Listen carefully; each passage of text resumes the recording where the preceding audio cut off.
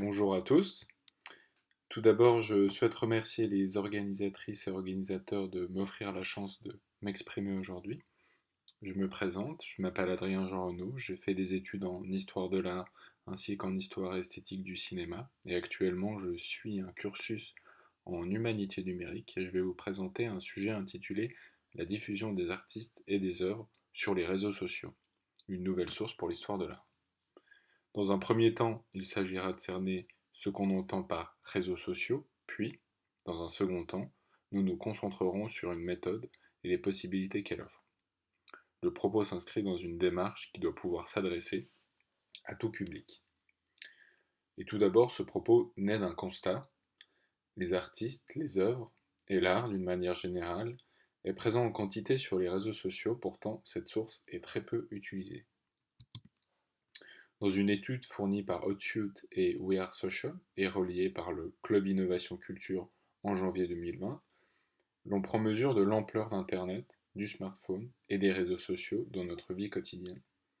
L'on passe un temps considérable sur Internet, il devient ainsi une composante inévitable de notre journée et dans un sens, de notre manière d'être au monde. D'ailleurs, l'utilisation d'Internet se fait, selon l'étude, majoritairement, donc à 92%, depuis un téléphone mobile et plus précisément depuis un smartphone. Internet est un terme un peu vaste, surtout pour un smartphone, car lorsqu'on songe à se connecter à Internet, c'est via une application dédiée, tout comme pour l'utilisation d'un réseau social. Ces derniers d'ailleurs occupent également une place importante dans notre quotidien. L'utilisation de ces médias augmente, toutefois on observe une fracture géographique. Cette disparité dans l'utilisation des réseaux sociaux se voit principalement en Asie du Sud et centrale, mais aussi dans les diverses régions d'Afrique. On remarque aussi que le reste des zones se tiennent entre 50 et 70%, ce qui fait au minimum donc un habitant sur deux qui utilise les réseaux sociaux. Pourtant, n'oublions pas que l'Asie, par exemple, est une région qui peut être, selon les villes, particulièrement dense en population. Ainsi, il y a une disparité quantitative quant au nombre d'utilisateurs dans certaines zones. Le graphique de droit nous oblige à garder à l'esprit que l'accès à Internet, aux smartphones et aux réseaux sociaux est donc inégal. Ainsi, si la circulation des images numériques se fait avec une connexion Internet et un smartphone, celle-ci n'est pas partagée de façon homogène dans toutes les régions. Quant aux réseaux sociaux, ils sont de nature très différente. Échange de messages, publication d'informations textuelles, publication de contenus vidéo ou et photos, etc. Dans cette optique, chaque réseau social, chaque application est un média à part entière, qui nécessite une méthode propre. Chaque plateforme propose un contenu qui, dans son articulation entre texte, image, son, offre une expérience différente. Ainsi, la nature du contenu d'un réseau social lui est propre.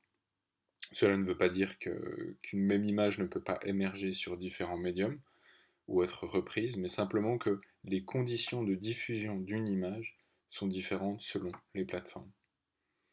Ici, donc, nous nous concentrerons sur Instagram, qui est la principale plateforme de diffusion de contenu visuel, loin devant Pinterest, qu'on voit ici en bas de classement, qui n'est évidemment pas son égal, mais la plateforme qui s'en rapproche le plus en ce qui concerne la prédominance du contenu visuel. Je ne voudrais pas attacher plus d'importance qu'il n'en faut à ces graphiques. Toutefois, il est indéniable que la part d'utilisation des réseaux sociaux augmente et c'est une pratique qui caractérise notre expérience quotidienne. Plus spécifiquement, Instagram s'utilise depuis une application sur un smartphone qui doit du coup être assez performant pour supporter l'application, mais aussi d'une assez bonne qualité graphique et photographique pour permettre le visionnement et la publication des images. Il est de nos jours possible aussi de se connecter depuis un ordinateur afin de publier du contenu, mais cette pratique reste minoritaire. Il est possible de publier plusieurs sortes de contenus différents, mais nous nous concentrerons principalement sur les publications publiques. Plusieurs options sont joignables à une publication, donc une localisation, des filtres à l'image, épingler des comptes, couramment on dit taguer, et mettre une légende avec ou sans hashtag.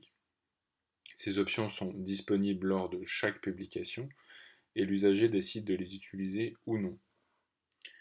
Tout le cheminement d'une publication, le choix de la légende, des hashtags, des tags, de la localisation, jusqu'au filtre et à la composition de l'image, naît d'un acte de l'usager. Il faut comprendre que la manière dont est créée l'information se répercute sur sa diffusion, mais aussi et ici sur sa récupération. Ainsi, la manière dont Instagram standardise la publication, du moins partitionne ces paramètres que je viens d'énoncer, permet de différencier ces actions. Ces actions sont, dans cette optique, le résultat de la volonté de l'usager au sein de la plateforme, je le répète. Avant de passer plus spécifiquement à la méthode, il est nécessaire de rentrer dans des considérations éthiques euh, quant à l'utilisation et à la récupération de ces données. Donc éthiquement parlant, ces données, comme toutes celles récoltées, sont publiquement partagées par les utilisateurs. Les informations sont rendues publiques de manière consciente. Elles n'ont donc pas été dérobées à l'insu de quiconque. De cette manière, on peut dire que la documentation que partagent les usagers est une décision qui leur incombe et dont ils portent une certaine responsabilité. Cependant, le fait que les données soient librement partagées et accessibles ne dédouane pas le chercheur d'une certaine déontologie dans sa démarche. Considérant cela, les données récupérées provenant directement d'Instagram ne seront pas partagées ici. Toutefois, par la suite, il vous sera montré comment il est possible de les collecter en toute régularité. Aussi, aucun identifiant d'utilisateur ne sera utilisé et uniquement les publications publiques seront récupérées. Désormais, passons à la méthode. La base de notre recherche est l'hashtag. L'hashtag est préexistant à Instagram. Il a acquis, comme vous le savez, une certaine notoriété sur Twitter. Et il est désormais inévitable sur les réseaux sociaux, mais aussi sur d'autres médiums, comme par exemple la télévision. C'est un symbole extrêmement intéressant pour plusieurs raisons. Tout d'abord, il est sémantiquement construit. Le terme folksonomie a été proposé afin de rendre compte de la création d'un hashtag qui se situe entre le point de vue personnel de l'utilisateur et des règles préétablies. À cela s'ajoute une fonction de communication et le fait qu'il puisse s'utiliser sur différents médias et regrouper un même sens. Ainsi, des hashtags peuvent être partagés sur Twitter, Instagram, Facebook ou encore la télévision, ce qui fait de lui un symbole incontournable et bien établi dans les médias. Son intérêt se trouve aussi dans le fait qu'il n'est pas uniquement lié au sens du contenu.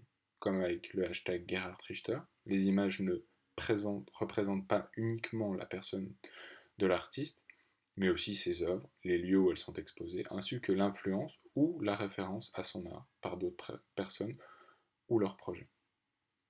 Finalement, il est le lien entre la donnée générée par l'utilisateur et les métadonnées. Au contraire d'un simple commentaire, il renvoie par le symbole dièse à un réseau de publications issu du mot-clé. À la fin du propos, d'autres approches basées sur d'autres options d'Instagram seront proposées pour ouvrir la discussion, mais pour le moment, c'est en connaissance de tous ces paramètres que le choix de l'hashtag a été fait afin de récupérer les données de la recherche. Le graphique de droite montre les hashtags les plus utilisés, toujours selon la même étude. Au final, ces hashtags représentent tout et rien. C'est pour cela que requêter avec le mot, par exemple, art, qui est un nombre exponentiel de publications, sera trop général. Alors qu'au contraire, le terme Gerhard Richter artiste sera trop précis et on récupérera trop peu de publications. Dans cette optique, il faut savoir ce que l'on recherche et connaître la plateforme pour choisir un mot-clé pertinent en regard de tous ces paramètres. En ce qui concerne un aspect plus technique, pour récolter les données, le package InstallLoader disponible sur Anaconda a été utilisé. Ce choix s'explique par la simplicité d'utilisation, comme le montre la simple ligne de commande dans le terminal, ainsi que la documentation et l'aide à l'utilisation fournie par les programmateurs. Alors, juste en quelques mots, une ligne de commande permet donc d'interagir avec l'ordinateur sans passer par l'interface graphique, mais à l'aide du terminal, la petite icône que vous voyez ici à droite. Donc une ligne de commande commence, comme ici vous pouvez le voir, par install-loader. Cela signifie que l'on fait appel à ce module. Et sur la suite de cette ligne de commande, la recherche se centre sur le mot-clé, mais vous pouvez aussi voir certaines options qui sont disponibles. Pour voir les différentes utilisations et requêtes possibles, je vous invite à naviguer sur le site dont j'ai mis le lien ici. Lorsque les fichiers sont récupérés, sous ces trois formats, ils sont ensuite transformés dans un script en langage R pour les formats JSON et TXT. Donc l'extension JPG, c'est pour les images. L'extension TXT renvoie, elle, à un fichier textuel. Et le format JSON renvoie à un fichier dont les données sont structurées, comme on va le voir par la suite. Dans cette présentation, l'idée n'est pas de se focaliser sur le fichier TXT, qui contient donc les légendes, principalement. Toutefois, les différents scripts utilisés seront déposés sur mon GitHub, dont celui qui permet de traiter les légendes. Dans le fichier JSON, plusieurs informations sont disponibles comme les commentaires, les identifiants d'autres utilisateurs, mais aussi les likes ou les photos de profil de l'utilisateur. Donc énormément de données. Pour pouvoir lier les images au fichier JSON, on utilisera le nom de fichier. Comme vous pouvez voir à gauche, il partage la même suite de nombres. Et cela nous évitera d'utiliser les identifiants de l'utilisateur. Néanmoins, dans ce fichier, nous nous concentrons principalement sur la localisation. Alors, pourquoi utiliser la localisation? Tout d'abord, l'écran est le relais entre espace physique et virtuel. La localisation lie ces deux espaces en indiquant une position physique en lien avec une image virtuelle. D'un côté, ce choix est le résultat de la volonté de l'utilisateur de se situer dans un lieu précis, et d'un autre côté, Instagram propose une autocomplétion qui permet de regrouper ces lieux. Dans cette optique, le choix d'utiliser la localisation permet de contextualiser davantage les données, tout en montrant une manière possible de retracer la circulation des images, en lien avec l'espace physique. Cette approche doit toujours considérer les lieux d'apparition des images dans un cadre temporel. C'est très important. Plusieurs informations sont disponibles, mais elles ne sont pas d'un format utilisable comme tel. Premièrement, vous voyez, des fois il y a des questions de langage, tout simplement, donc il faut les traiter dans un script. Sinon, il y a le zip code, par exemple, qui peut être utilisé, mais qui devrait être passé dans un algorithme afin de récupérer les données de géolocalisation, donc latitude et longitude. Toutefois, après en avoir fait l'expérience, les résultats étaient trop peu précis pour pouvoir les réutiliser. Une autre option, dans le module install-loader, donc comme vous voyez ici sur la ligne de commande, est de mettre une option qui permet de récupérer la latitude et la longitude, donc la géolocalisation de chaque publication. Toutefois, c'est un processus qui ralentit fortement la récupération des données et qui parfois le fait même planter. Donc ça n'a pas été fait non plus. Dans cette optique, il faut prendre directement les données en les séparant préalablement. Donc après quelques manipulations que vous retrouverez dans les scripts à nouveau, il est possible de dégager des informations par certains graphiques. Alors tout d'abord, on voit la fréquence de publication depuis le début d'Instagram, qui montre une évolution de nombre de publications contenant le hashtag Gerhard Richter.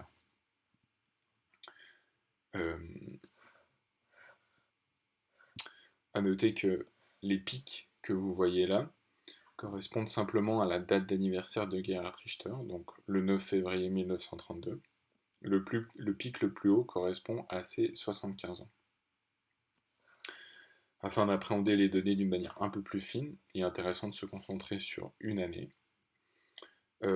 Cette base de données contient plus de 100 000 publications, donc arbitrairement et par manque de temps de rentrer dans une analyse du corpus en entier, nous nous concentrerons sur l'année 2019.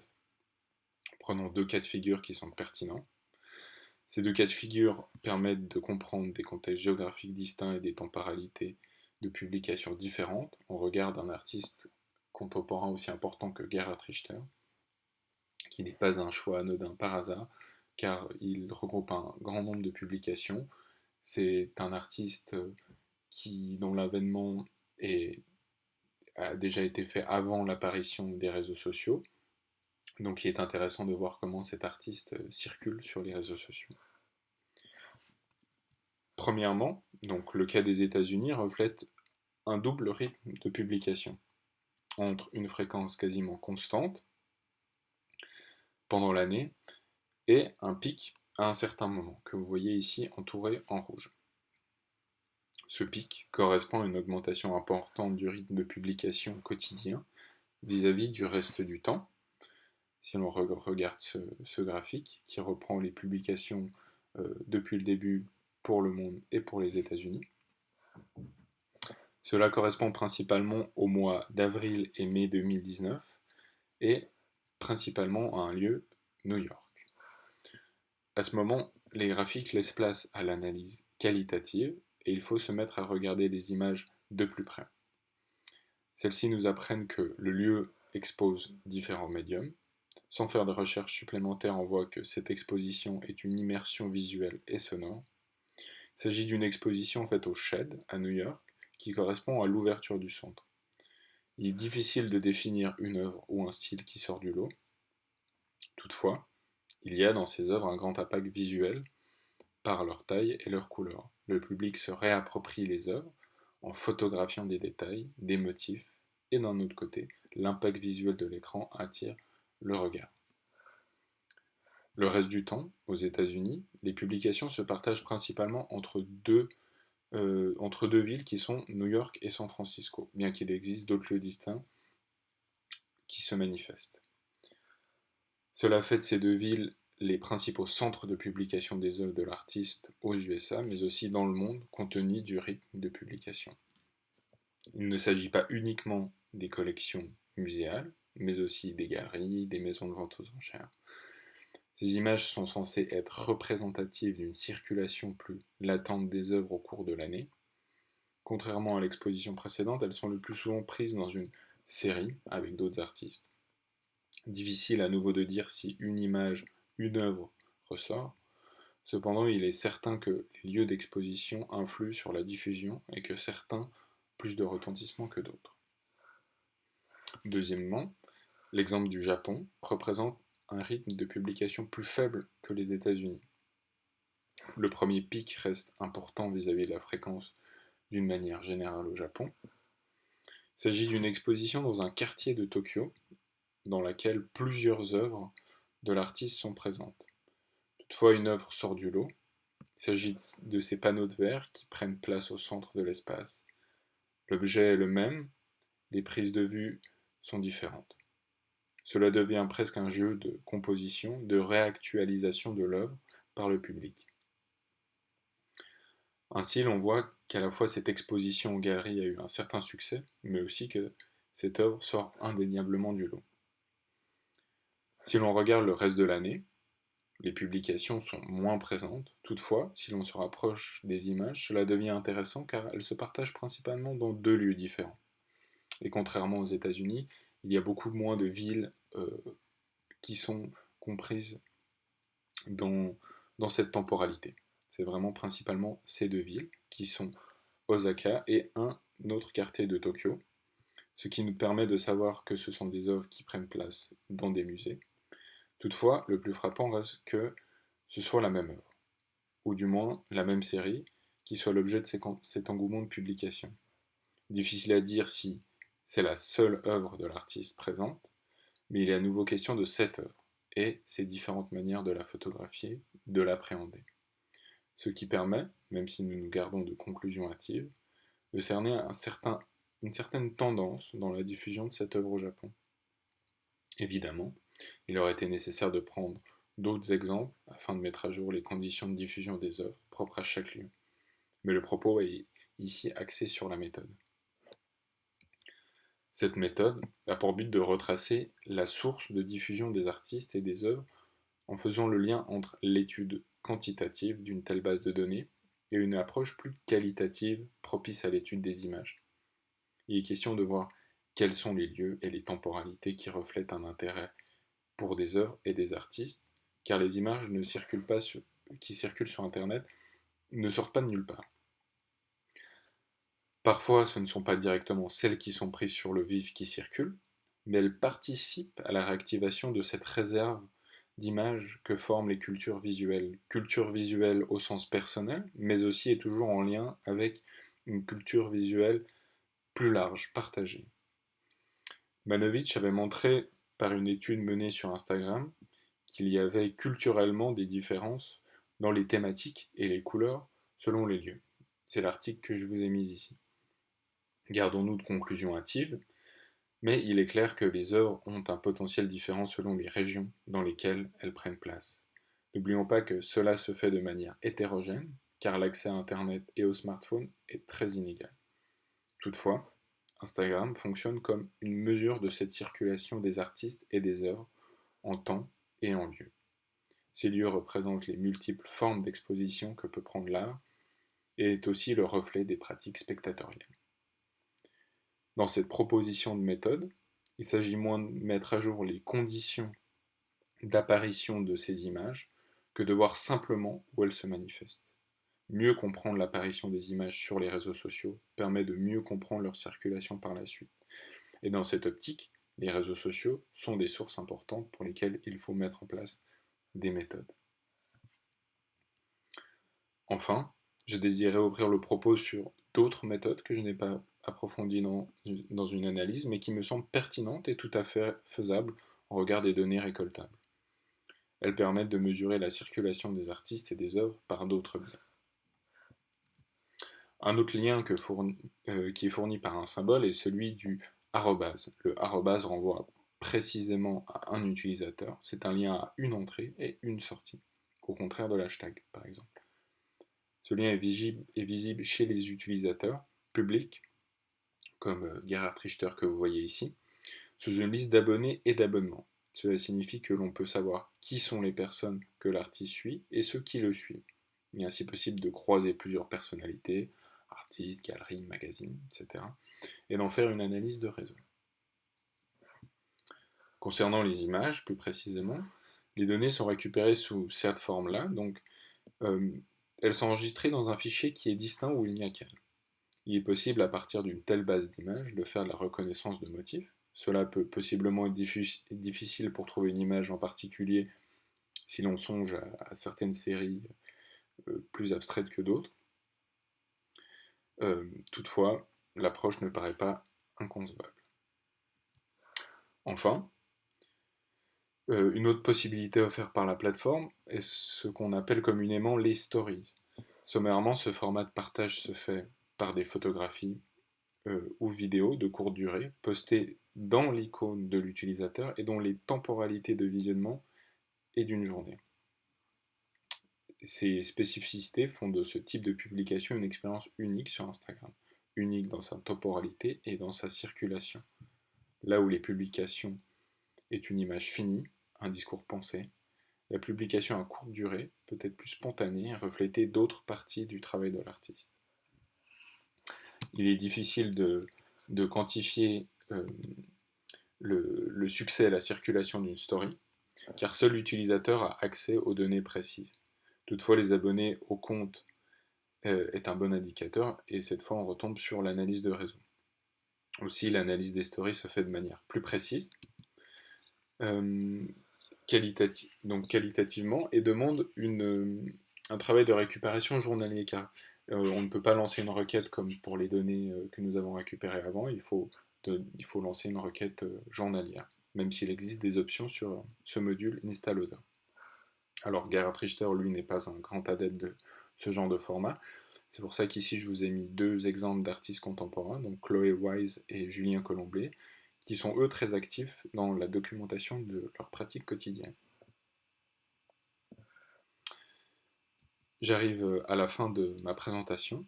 Je vous remercie de l'avoir suivi. N'hésitez pas à me contacter par email si vous avez des remarques ou des questions et consultez les scripts sur mon GitHub. Merci pour votre attention.